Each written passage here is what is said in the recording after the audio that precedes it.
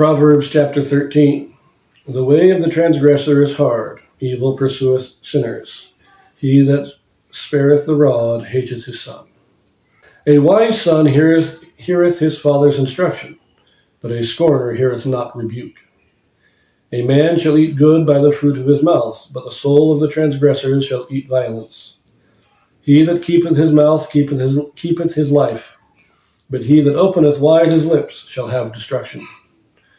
The soul of the sluggard desireth and hath nothing, but the soul of the diligent shall be made fat. Again, going back, this seems to be a fairly common thing here, the laziness. If you're lazy, you want things, but you never get them. The diligent man, he gets what he wants. Verse 5. A righteous man hateth lying, but a wicked man is loathsome and cometh to shame. Righteousness keepeth him that is upright in the way, but wickedness overthroweth the sinner. There is that maketh himself rich, yet hath nothing. There is that maketh himself poor, yet hath great riches. The ransom of a man's life are his riches, but the poor heareth not rebuke. The light of the righteous rejoiceth, but the lamp of the wicked shall be put out. Now, the idea of a lamp, God promised David that there would always be a lamp in his family. There would always be life. There would always be some descendants. So is this, again, a metaphor for life? The light of the righteous rejoiceth, or his posterity, his children. And the lamp of the wicked shall be put out, meaning his family, his line will end. It's an interesting thought. Verse 10. Only by pride cometh contention, but with the well advised is wisdom. Wealth gotten by vanity shall be diminished, but he that gathereth by labor shall increase. Hope deferred maketh the heart sick, but when the desire cometh, it is a tree of life. Whoso despiseth the word shall be destroyed, but he that feareth the commandment shall be rewarded. The law of the wise is a fountain of life, to depart from the snares of death. God understanding giveth favor, but the way of transgressors is hard. Every prudent man dealeth with knowledge, but a fool layeth upon his folly. A wicked messenger falleth into mischief, but a faithful ambassador is health. Poverty and shame shall be to him that refuseth instruction, but he that regardeth reproof shall be honored. In other words, if you don't correct yourself, if you're not willing to let others critique and correct you and take their advice, then you will not succeed. You will eventually come to a bad end. But if you're willing to take other people's advice, people who have experienced things that you haven't, people who have the knowledge and training, and you take their advice and you accept their correction, then you can learn and progress and increase your knowledge and wealth. Verse 19.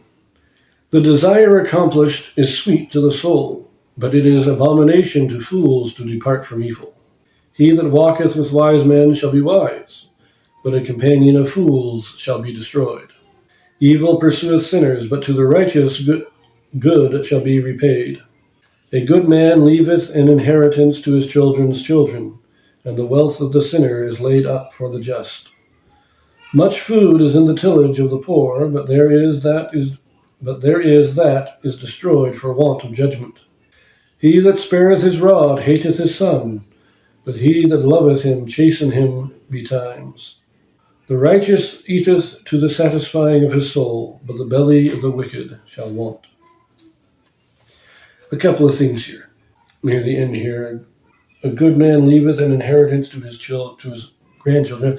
A good man, this is not talking about worldly wealth. This is talking about his example, his teachings, his counsel. This is the inheritance that he will leave even to his grandchildren.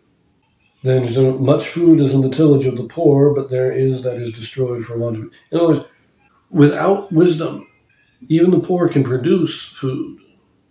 But, we have the ability to do this, but the poor, without judgment, much of what they could have made is lost because they don't do it properly.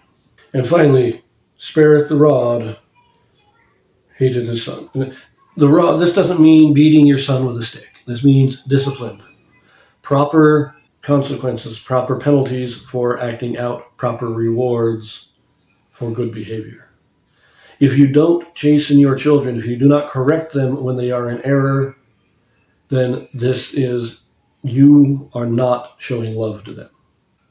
You are showing love to yourself. You are the one that you are thinking of in that instance, not your children. But that will finish out this chapter, and we will see you in the next one. I wanted to add this to each of these videos of Proverbs, chapters 10 through 24, because I'm making only brief comments on some of the Proverbs, because each verse is its own separate proverb in these chapters. I want to extend this invitation to anybody listening.